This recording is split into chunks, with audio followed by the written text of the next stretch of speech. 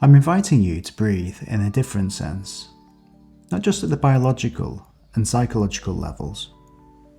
If you are serious about managing toxic stress or feelings of overwhelm, or simply keeping yourself in a primed, optimal state throughout the day, then you must punctuate your working days with many breaks or breathers. This is especially the case if working against a deadline. Research demonstrates that most of us can only hold our concentration for up to 45 minutes. Beyond this time, we begin to see diminishing returns.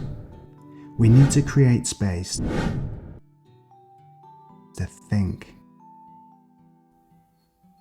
Remember the 80-20 rule, also known as the Pareto principle.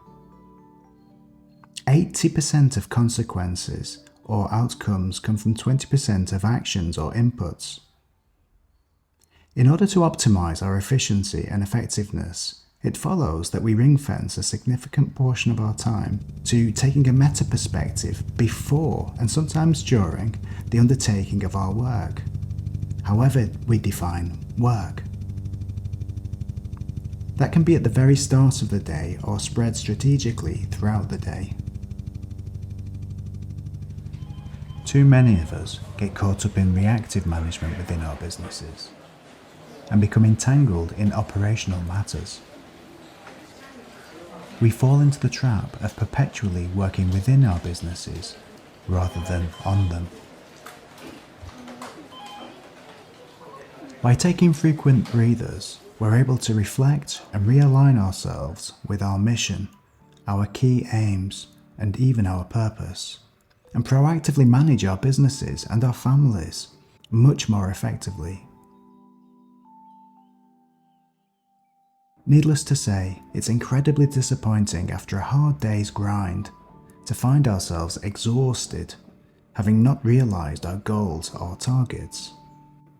And worse still, we've realised the wrong goals and hit meaningless targets, not having paused to reflect upon what the wisest ones were.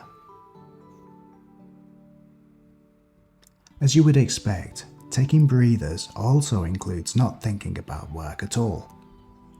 Or so it would seem, because ironically, when we allow ourselves space to not consciously think about work, we're able to solve the more complex personal, professional, or business challenges. Psychologists explain this phenomenon using unconscious thought theory. But simply, when we stop consciously thinking about work, we're able to access the deeper parts of our brain with a greater neuronal bandwidth that is better able to process large amounts of data that are often vague, ambiguous, and conflicting. For many years, I've only worked in the mornings, but many of my greatest insights and decisions have arrived in so-called downtime in the afternoon or evening. And so experience tells me that this is most likely to happen when I'm alone and not overstimulated. For instance, when I'm running in the hills or taking an ice bath, I'll not listen to music or podcasts. And it's in those moments that the magic happens, when the solutions just bubble to the surface.